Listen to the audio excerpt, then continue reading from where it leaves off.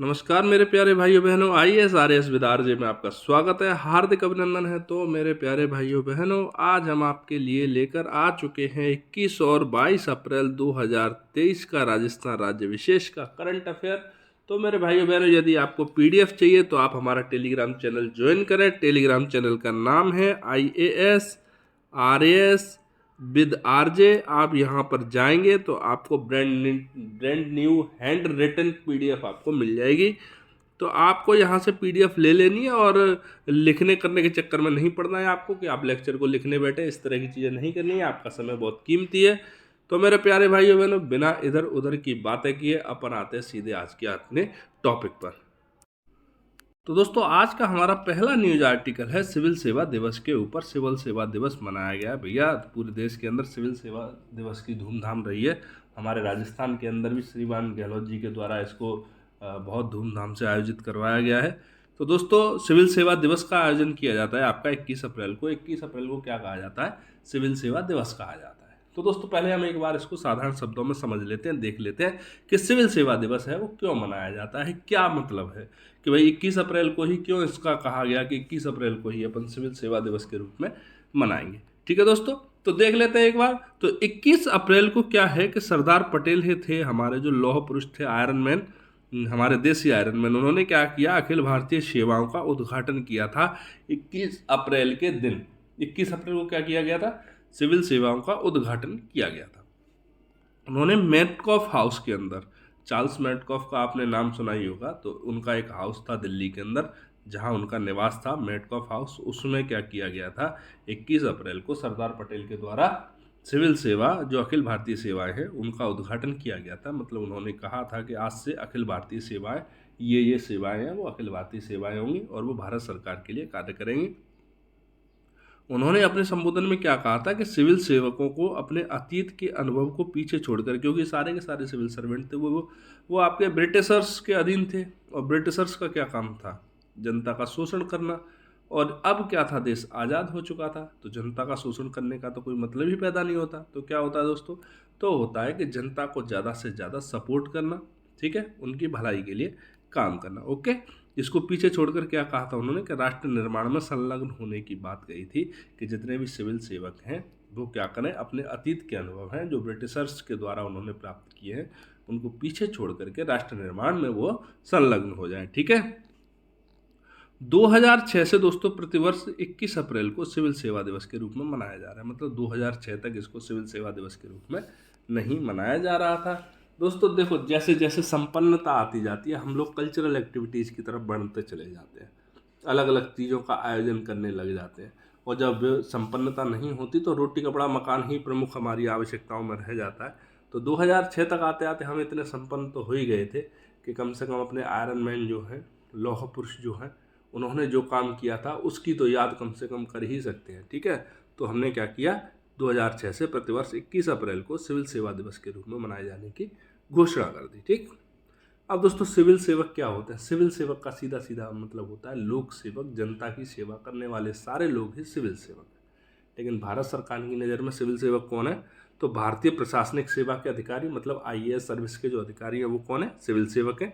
IPS वो क्या है? सिविल सेवक है। आईएफएस मतलब फॉरेन सर्विस, वो क्या है? आपके सिविल सेवक है। और इसके साथ साथ अखिल भारतीय सेवाओं के जो अधिकारी हैं, 3 सेवाएं हैं भारत के अंदर अखिल भारतीय सेवाएं हैं, उनमें है आपकी एक आईएएस है, एक आईपीएस है और एक है आपकी फॉरेस्ट सर्विस आईएफओएस। ठीक है, प्लस केंद्रीय सर्विस के जो है वो ग्रुप ए और ग्रुप बी के अधिकारी जो है वो सारे के सारे क्या कहलाते हैं? वो सिविल सेवक कहलाते हैं। वैसे तो जनता की सेवा करने वाला हर एक बंदा ही, हर एक व्यक्ति ही लोक सेवक होता है, वो लोक की और जनता की सेवा करने के लिए ही बना होता है।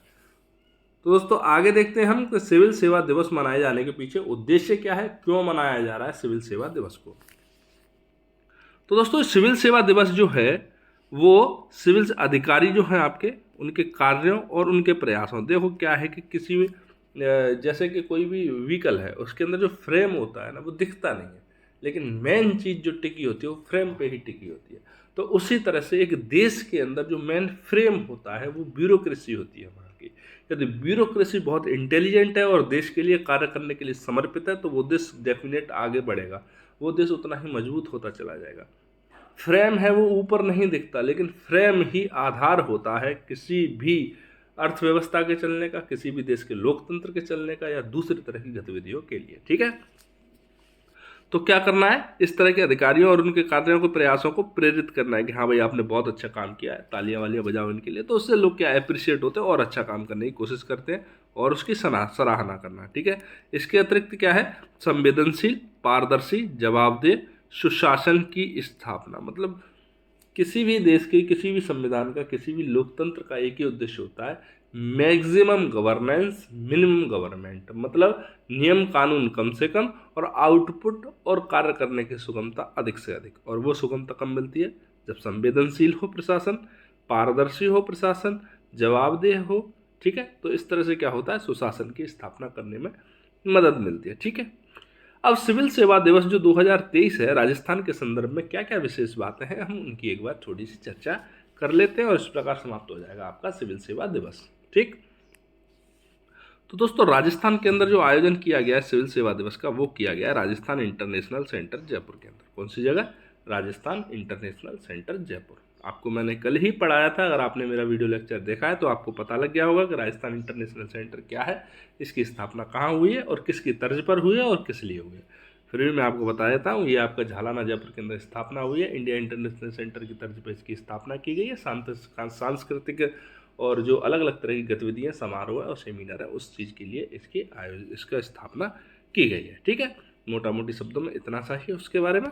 अपनी थीम देख लेते हैं, थीम क्या है, तो इसकी थीम है प्रतिबद्ध प्रशासन, राज्य में सुशासन। मतलब प्रशासन जितना प्रतिबद्ध है, जितना कमिटेड है, उतना क्या है, राज्य के अंदर सुशासन में वृद्धि होगी। जैसा मैंने आपको बताया कि ये फ्रेम की तरह काम करता है। किसी भी जो यंत्र है, उपकरण है, वाहन है, उसी के अंदर जो फ्रेम होता है वही मेन होता है। ओके, अपन चलते हैं थोड़ा सा और आगे दोस्तों।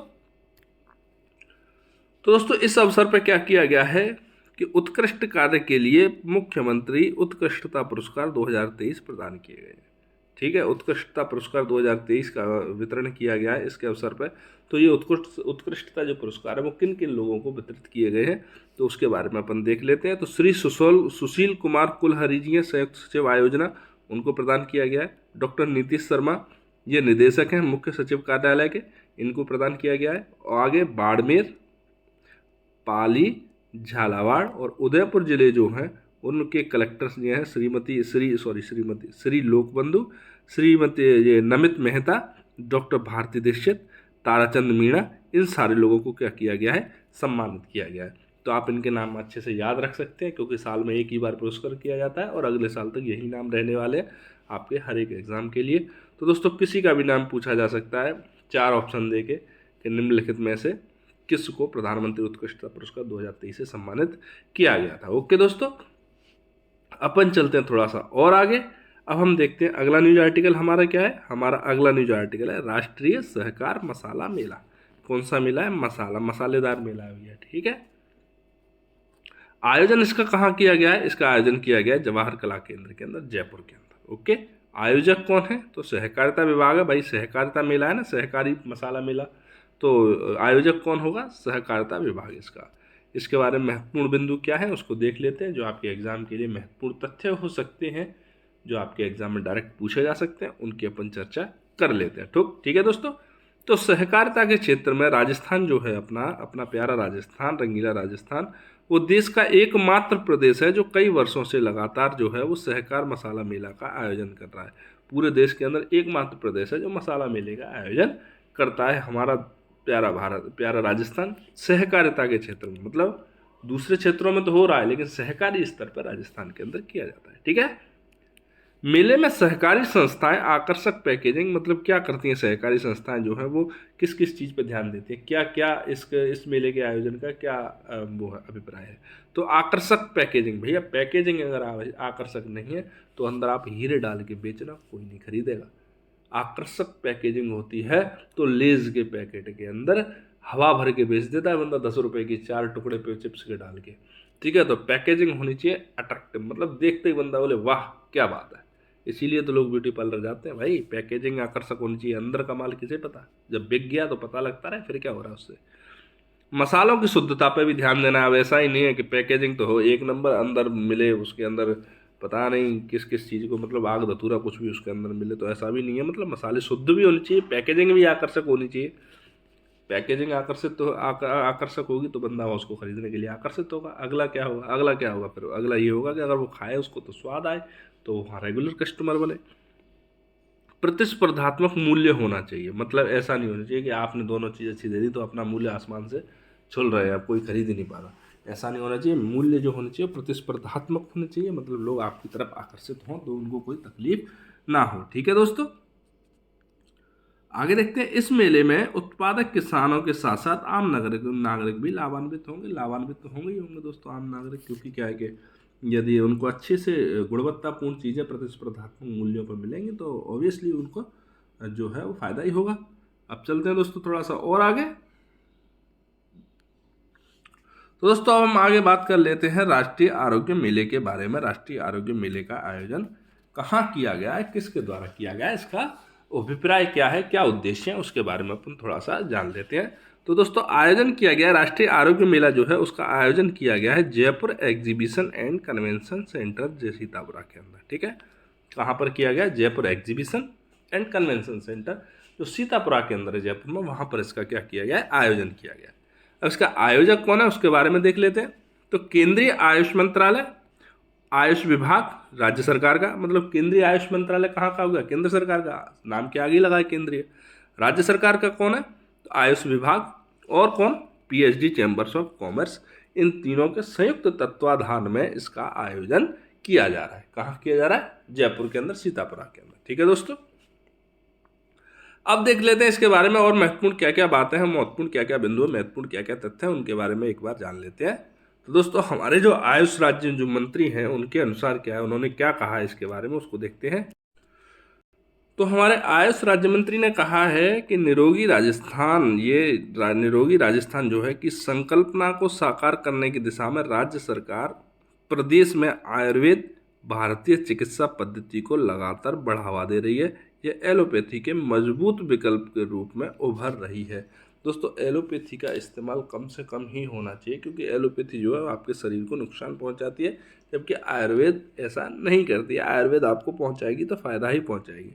लेकिन आयुर्वेद के साथ में एक प्रॉब्लम यह है कि आयुर्वेद अपना इलाज का असर तब तक नहीं दिखा पाता जब तो बंदा चलने के लायक हो जाता है। बंदा सोचता है अब तो जा ही रहा हूँ भगवान के पास, अब इनका दवाओं का करूँगा अभी क्या, मतलब इफेक्टिव थोड़ी सी कम है, लास्ट मतलब थोड़ा समय लेती हैं असर करने में। यदि कुछ और अनुसंधान के द्वारा इनको यदि थोड़ा इफेक्टिव बना दिया जाए तो ऑब्वियसली अपनी एलोपैथी के स्थान है वो आराम से ले सकती है आयुर्वेदिक दवाएं। ठीक है, तो जोधपुर के अंदर क्या है, देश का दूसरा आयुर्वेद विश्वविद्यालय स्थापित किया गया है। ये आपको पता होगा, पहले भी आप पढ़ चुके हैं इसके बारे में, लेकिन आप एक बार फिर से देख लीजिए कि देश का दूसरा आयुर्वेद विश्वविद्यालय कहाँ पर स्थापित किया गया है दोस्तों। तो वो स्थापित किया गया आपके जोधपुर के अंदर।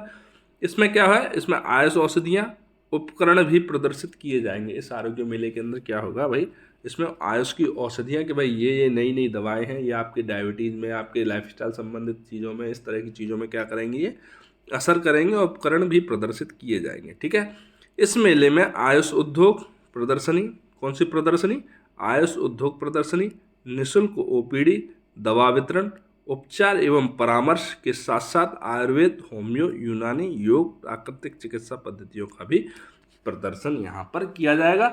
मतलब एटलीस्ट अपन बात करें तो सबसे लास्ट में इसका लक्ष्य एक ही होगा कि लोगों को किसी भी तरह से हानिकारक प्रभाव हैं जो एलोपैथी के, उनसे बचाया जाए। और जहाँ तक संभव हो, यदि किसी बीमारी का इलाज आयुर्वेद के अंदर संभव है, यूनानी के अंदर संभव है, योग से संभव है, तो इस तरह की चीज़ों की तरफ उनको आकर्षित किया जाना इसका उद्देश्य है। क्योंकि जब एक ही चीज़ ज़्यादा बढ़ जाती है तो उसकी मोनोपोली हो जाती है दोस्तों। तो दोस्तों आप चलते हैं अपन थोड़ा सा और आगे।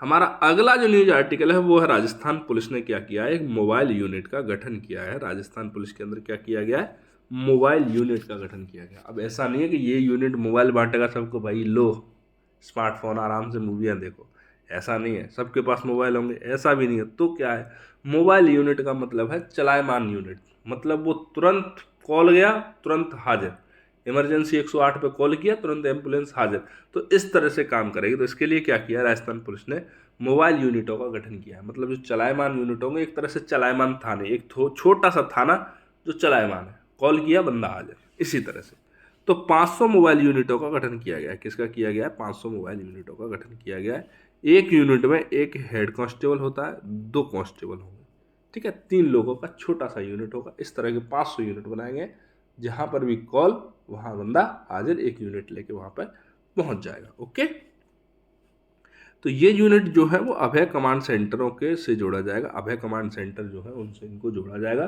ठीक है दोस्तों, अभय कमांड सेंटर क्या है? एक तरह से एक हाईटेक तुरंत रेस्पॉन्स देने वाले सेंटर जो है राजस्थान पुलिस के, उनको अभय कमांड सेंटर कहा गया है। ठीक है, किसी भी स्थिति में 100 अथवा 112 नंबर पर फ़ोन करने पर क्या होगा?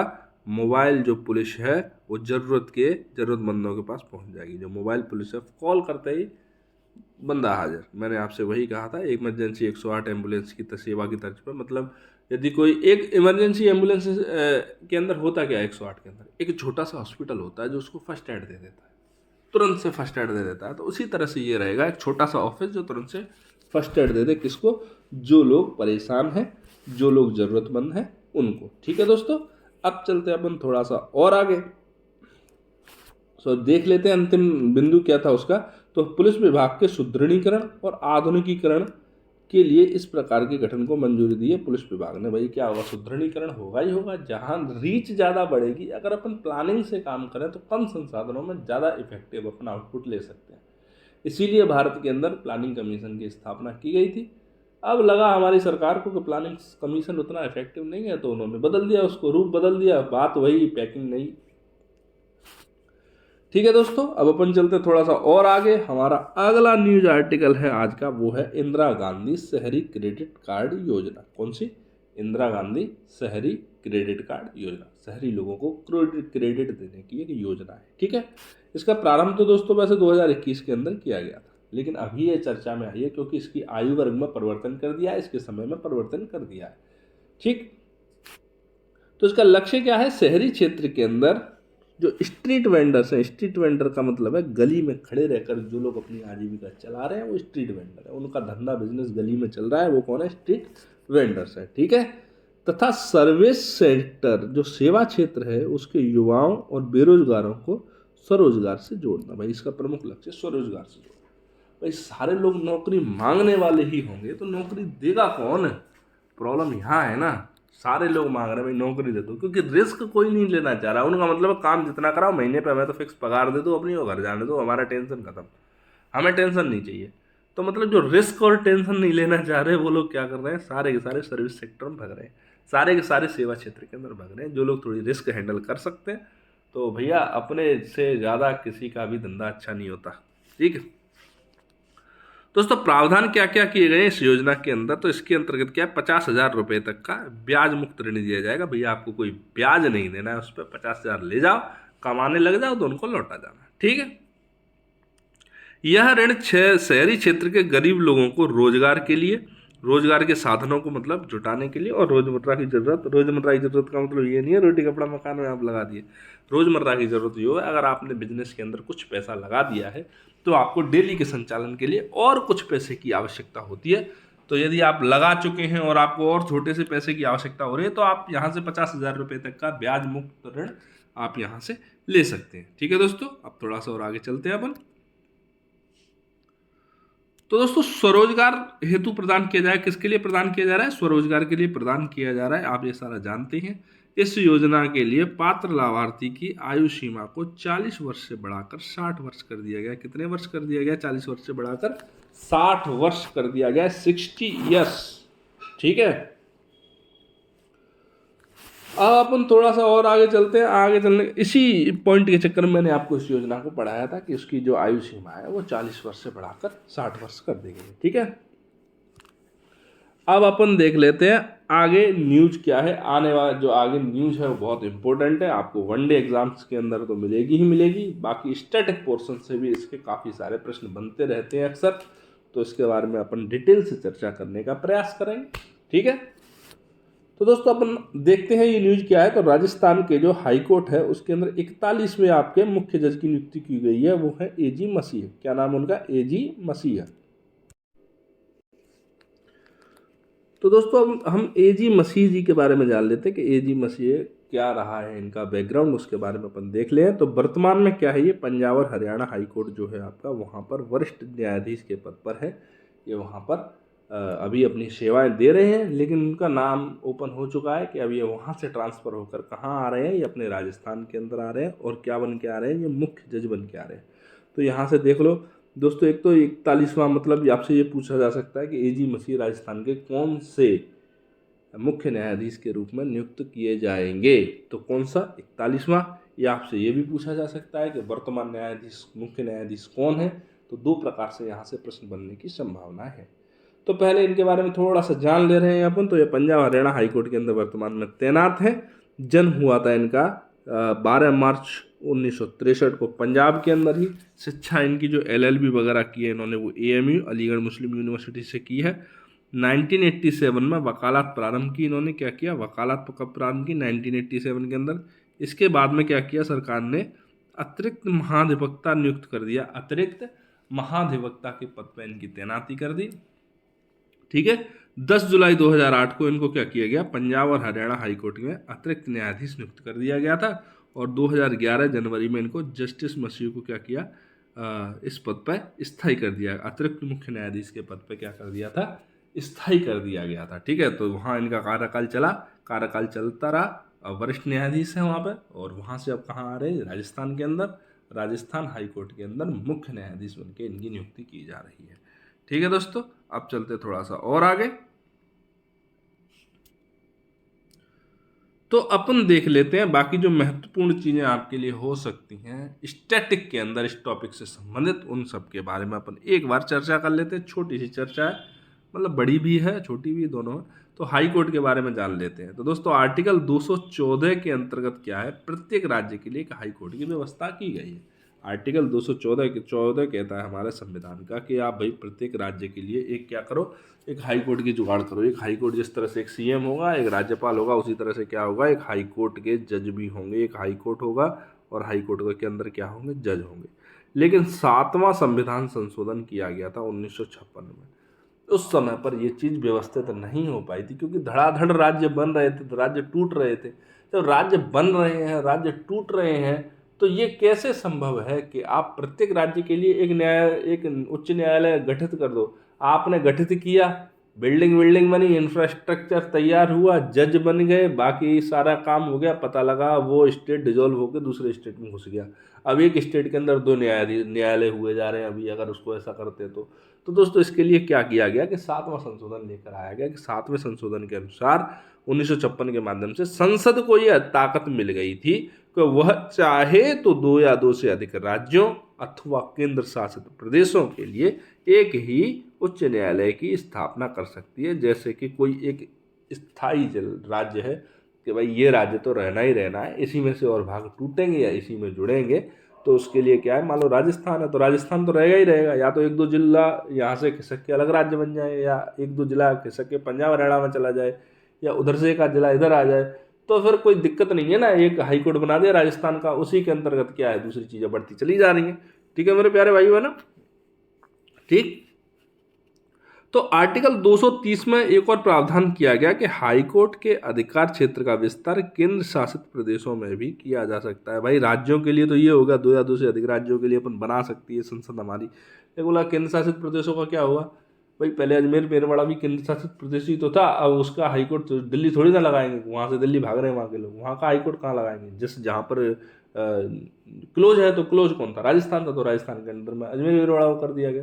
तो इसी तरह से काम किया गया 2030 के आर्टिकल 230 में प्रावधान किया गया कि हाई कोर्ट के जो अधिकार क्षेत्र है वो केंद्र शासित प्रदेशों पर भी बराबर लागू होंगे। तो वर्तमान में देश में कितने हाई कोर्ट है, 24 है। इनमें से दिल्ली एकमात्र ऐसा संघ शासित राज्य क्षेत्र है जहां पर क्या है, अपना हाई कोर्ट है, जिस 1966 से संचालित किया जा रहा है। मतलब दिल्ली एकमात्र ऐसा यूनियन टेरिटरी है जिसके पास अपना खुद का हाई कोर्ट है। बाकी सारे यूनियन टेरिटरी किसी न किसी राज्य के हाई कोर्ट के अंतर्गत आते हैं। ठीक है दोस्तों, अब देख लेते हैं कि हाई कोर्ट का गठन, इसके गठन का प्रावधान कहाँ है, भाग 6 में अनुच्छेद 214 से 231 तक है। ठीक है, आर्टिकल 216 क्या कहता है कि हाई कोर्ट का गठन किया जाएगा, किससे किया जाएगा, न्यायाधीशों से मिलके। ठीक है, किससे मिलके होगा ये, न्यायाधीशों से मिलके। और न्यायाधीशों की संख्या क्या है, फिक्स नहीं है, कोई फिक्स नहीं कि कितने सारे न्यायाधीश होंगे, कितना सारा इंफ्रास्ट्रक्चर होगा इसका, इसके बारे में कोई चीज़ फिक्स नहीं है। राज्यपाल और राष्ट्रपति जितना चाहेंगे उतना इसको रख सकते हैं। बाकी आगे आप पढ़ते जाएंगे तो आपकी समझ में आता जाएगा। आर्टिकल 217 क्या कहता है, न्यायाधीशों की नियुक्ति। न्यायाधीशों की नियुक्ति किस तरह से की जाएगी, तो दोस्तों इसकी नियुक्ति भारत के राष्ट्रपति के द्वारा की जाएगी। ऐसा थोड़ी नहीं है कि आप बोलोगे सर इसका मतलब ये राष्ट्रपति जब चाहेंगे तब बदल देंगे, दूसरा कर देंगे, तो दोस्तों ऐसा नहीं है।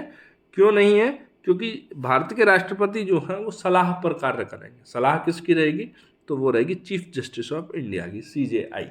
भारत के मुख्य न्यायाधीश होंगे, प्लस कौन होगा, राज्य के राज्यपाल होंगे जहाँ पर इस तरह की नियुक्ति की जा रही है। अब आप बोलोगे सर आप तो ये कह रहे थे कि 2-3 राज्यों के लिए एक ही हो सकता है, तो कौन सा राज्यपाल से फिर नियुक्ति लेंगे, बोलेंगे या अनुमति लेंगे, तो दोस्तों उसका प्रावधान भी किया गया है।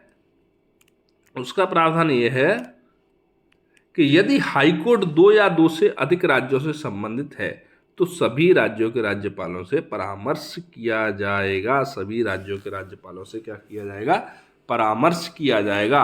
ठीक है दोस्तों, अब बात कर लेते हैं आगे आर्टिकल की। तो आर्टिकल 218 क्या कहता है, न्यायाधीशों की योग्यता के बारे में चर्चा करता है। 218 तो क्या होना चाहिए योग्यता के लिए, बस कितना सा होना चाहिए, भारत का नागरिक हो, 10 वर्ष का अनुभव हो न्यायिक क्षेत्र का, या फिर लगातार 10 वर्षों तक हाईकोर्ट में अपना अधिवक्ता रहा हो। यही सारा अनुभव है, इसी के आधार पर काम हो जाते हैं।